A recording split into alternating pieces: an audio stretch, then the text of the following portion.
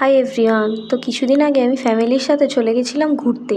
বাসে উঠেই প্রথমে একটা জানলার সিট দেখে বসে পড়েছিলাম। বাস প্রথমেই থেমেছিল দক্ষিণেশ্বর কালী মন্দিরে। তো ভেতরে কোনো ফটো বা ভিডিও অ্যালাউ ছিল না, তো তাই জন্য বেরোনোর সময় ভিডিও করেছিলাম। এই যে দেখো, পুজো দেওয়াও হয়ে গেছে আমাদের।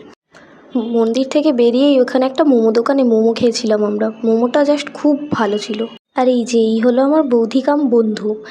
বৌদি এখানে বলছিল যে বাস এত দূর আসার পরেও আমাদের গ্ল্যামার এখনও কমছে না। এখানটায় বাসটা দাঁড়িয়েছিল। আসলে রাতের খাওয়া দাওয়া এখানেই হয়েছিল। তো এখানে সবাই ফ্যামিলির লোকজন ছিল যাদের সাথে আমি গেছিলাম। বাবা মা যায়নি, আমি দাদা বৌদিদের সাথে গেছিলাম। এই যে এখানে সবাই ফ্যামিলির লোক উপস্থিত ছিল। সবাই, আমি যখন ক্যামেরা অন করেছিলাম সবাই একটু হাই করে দিচ্ছিল। তারপর বাস ছেড়ে দিয়েছিল মায়াপুর যাওয়ার উদ্দেশ্যে। ওখানেও যেহেতু কোনো ভিডিও ফটো অ্যালাউ ছিল না প্রত্যেক মন্দিরেই, তাই আর কোনো ক্লিপ নেওয়া হয়নি। আর এই যে মায়াপুর থেকে নবদ্বীপ যাওয়ার পথে এখানে দুটো জল কীভাবে আলাদা হয়েছে তোমরা তো দেখতেই পেলে।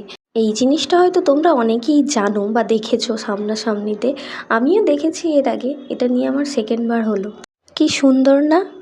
নেক্সট ভিডিওতে তোমাদের সাথে শেয়ার করব আমরা আর কোথায় কোথায় গেলাম। আজকের মতো টাটা।